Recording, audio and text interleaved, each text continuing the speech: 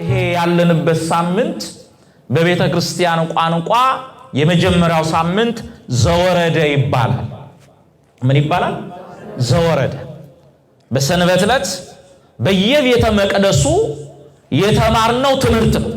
ዘወረደ ይባላል። ምን ማለት ነው? የቃሉ ትርጉም የወረደ ማለት ምን የሆነ የወረደ። ማን ነው የወረደው?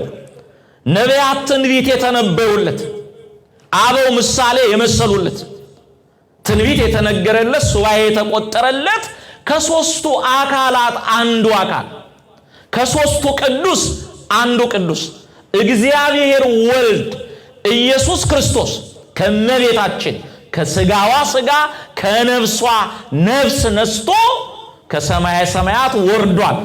በስጋ ማርያም ተገልጧልና ዘወረደ ተብሎ ይጠራል። አሁን ይሄ ቋንቋ ሰዋዊ ቋንቋ ነው። የወረደ ስንል አምላክ ስፍራ የሚገድበውና የሚወስነው ሆኖ አይደለም። እግዚአብሔር መንፈስ ነው።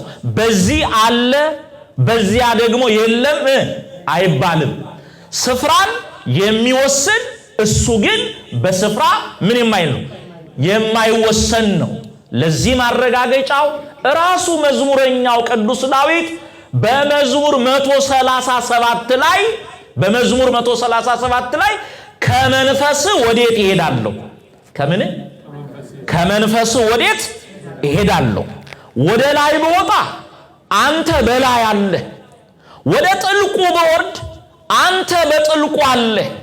በአራቱም ማዕዘን እንደ ንስር ክንፍ አውጥቼ ብበር በሁሉ ቦታ አንተ አለ። አንተ የሌለህበት ቦታ የለም።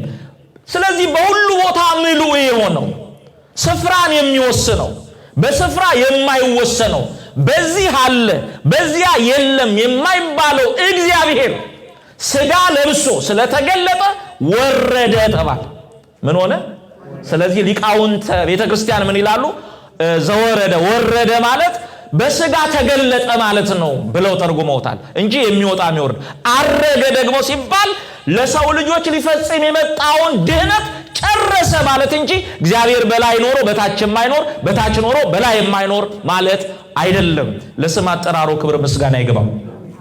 ይህንን ስያሜ ለዚህ ላለፈው ሰንበት የሰጠው ስያሜውን የሰጠው ቅዱስ ያሬድ ነው። ማን ነው? ቅዱስ ያሬድ ነው ዘወረደ ብሎ የሰየመው ወቅቱን ማለት ነው። ቅዱስ ያሬድ ነቢያትን በትንቢት ሐዋርያትን በስብከት መላእክትን በሰማይ በምስጋና በዝማሬ የሾመውን እግዚአብሔርን የብሉይንና የሐዲሱን ቃል አስማምጦ አራቆ አመስግኖበታል። ስለዚህ ነቢያትን በንባብ ይመስላቸዋል። ነቢያትን በንባብ ይመስላቸዋል። ሐዋርያትን ደግሞ በትምህርት በስብከት፣ ሊቃውንትን በትርጓሜ፣ መላእክትን በዝማሬ ይመስላቸዋል። ለዚህ መላእክት በዝማሬ ያመሰገኑትን ሰማያዊውን ምስጋና ወደ ሰማይ ተነጥቆ የመላእክትን ዜማ ተምሮ መጥቶ በመላእክት ዜማ የነቢያትን ትንቢት የሐዋርያትን ስብከት የሊቃውንትን ትርጓሜ አስማምቶ ለዚህ ሳምንት ምስጋና ደርሶ አምላክ የሚመለክበትን የሚመሰገንበትን ጾመ ድጓውን ዝማሬውን አዘጋጅቶ ዘወረደ ብሎ ሰይሞታል። ለምን ዘወረደ አለው?